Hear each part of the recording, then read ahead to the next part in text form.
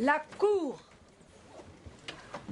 Nous sommes au théâtre et nous allons faire au théâtre ce que nous devrions faire en dehors du théâtre.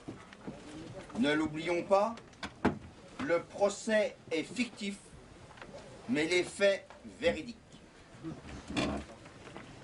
Le tribunal populaire pour l'école est réuni pour juger les actes de ces deux ministres depuis 4 années.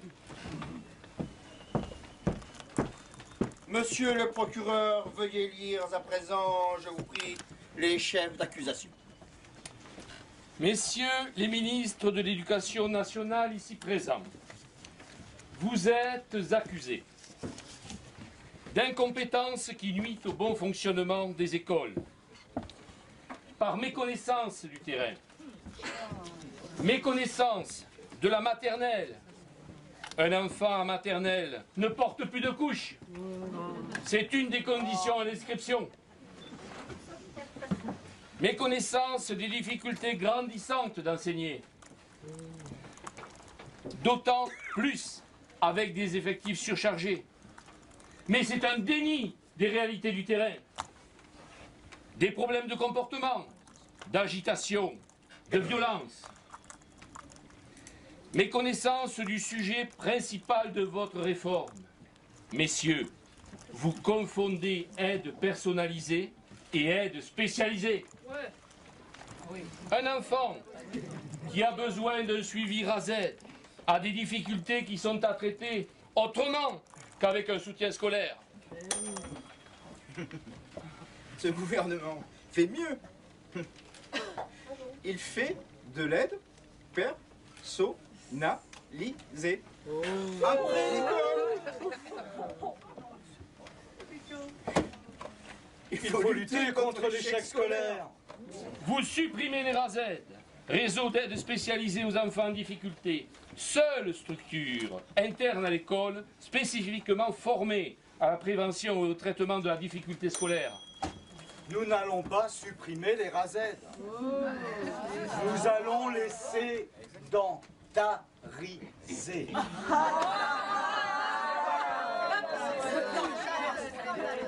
Permettez-moi, s'il vous plaît, d'expliciter ce terme de sédentariser. L'enseignant, dans ce cas, n'a tout simplement plus son poste spécialisé de RASED, mais il a en charge une classe entière. Ce qui veut dire que les élèves habituellement suivis par cet enseignant ne bénéficient plus de cette aide spécialisée. Évidemment, c'est beaucoup plus clair. Vous êtes également accusé de mépris et de non-respect du métier d'enseignant, d'avoir tenu des propos diffamatoires sur les RASED, soi-disant inefficaces. Ces propos sont controversés par plusieurs évaluations, par de nombreux témoignages de parents d'enseignants. Il faut lutter contre l'échec scolaire. D'avoir tenu des propos diffamatoires sur le métier des enseignants de petite section de maternelle, assimilés à des changeurs de couches. Vous êtes également accusés de désinformation, de mensonges et propagande. Vous êtes accusés de désinformation. En effet, des résultats d'enquête commandés n'ont pas été divulgués à des fins de meilleure communication. Un fait dénoncé par l'INSEE. Experts, s'il vous plaît. La rétention d'informations est une atteinte à la démocratie. Cela facilite la communication du ministre. Ainsi, il a pu s'enorgueillir, lors de sa conférence de presse de la rentrée du 1er septembre 2011, d'améliorer les compétences des élèves malgré la hausse du nombre d'élèves et la baisse du nombre d'enseignants. nous allons passer l'école pour tous à la réussite de chacun. Vous êtes accusés de désinformation quand vous prétendez que les effectifs de classe chargés n'ont pas d'influence sur la réussite des élèves. Oh. Toujours pareil. Vous parlez toujours des suppressions de postes. Oh, il n'est pas démontré que la taille des classes est un effet probant sur la réussite des élèves. Et pourtant, des recherches sérieuses en 2006 ont démontré l'impact des effectifs réduits sur la réussite scolaire. Le résultat, mis aux oubliettes.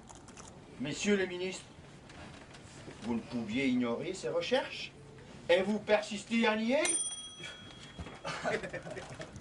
Il faut lutter contre l'échec scolaire. Avec moins de professeurs. Avec l'aide personnalisée pour chacun. Pas Pas tous. tous. La principale conclusion de cette étude est que des politiques réalistes de ciblage des moyens peuvent avoir un impact considérable sur la réduction des inégalités scolaires. Merci, madame, pour ces éclaircissements. Je pense que la partie civile appréciera. Mais le vrai scandale, c'est que la collectivité dépense plus dans un lycée de zone favorisée qu'en ZEP. La dépense publique est moindre pour un élève de lycée ZEP que pour un lycéen parisien de Louis-le-Grand ou Henri IV. C'est ça. Continuons. Continuons. Vous êtes accusé de désinformation et de diffamation. Vous vous êtes autorisé à mettre en place une politique de suppression de postes d'enseignants de grande envergure. En effet, la politique budgétaire de suppression d'un fonctionnaire sur deux n'a pas épargné l'école. Dans le même temps, votre objectif était de lutter contre l'échec scolaire. Il faut maintenir les suppressions de postes.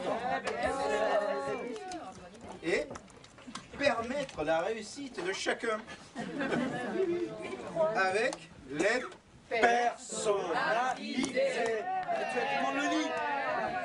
Eh bien, nous allons particulièrement nous étendre sur la charge de diffamation concernant la soi-disant inefficacité des RASED. J'appelle l'expert à la barre. Plusieurs études se sont penchées sur les RASED. Celle de l'inspecteur général Bernard Rousseau a même été rapportée à l'Assemblée nationale par des députés UMP. Le bilan est clair.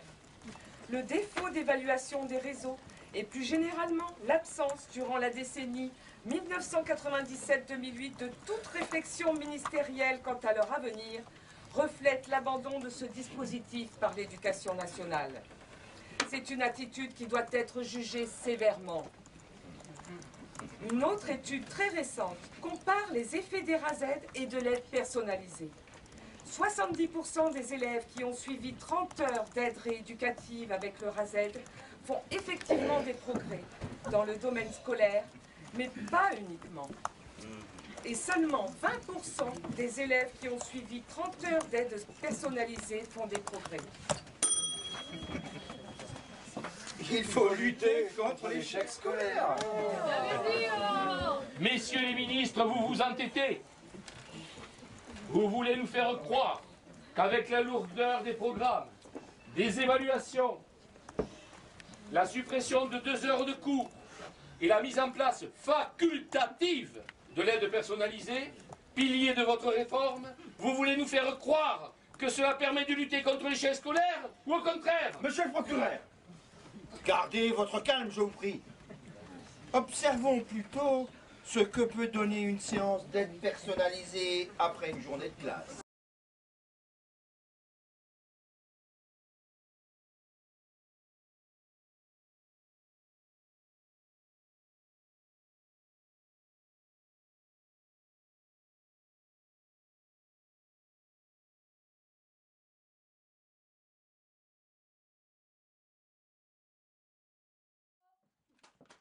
Un peu de concentration s'il vous plaît, ça va pas durer longtemps si on travaille bien. Alors j'ai une super idée, on va faire 2 équipes. Ah ouais, chouette. Première équipe,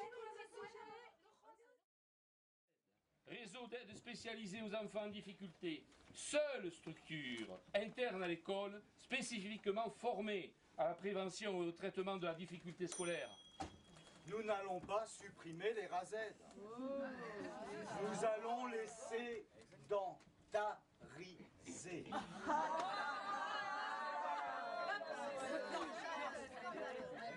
Permettez-moi, s'il vous plaît, d'expliciter ce terme de sédentariser. L'enseignant, dans ce cas, n'a tout simplement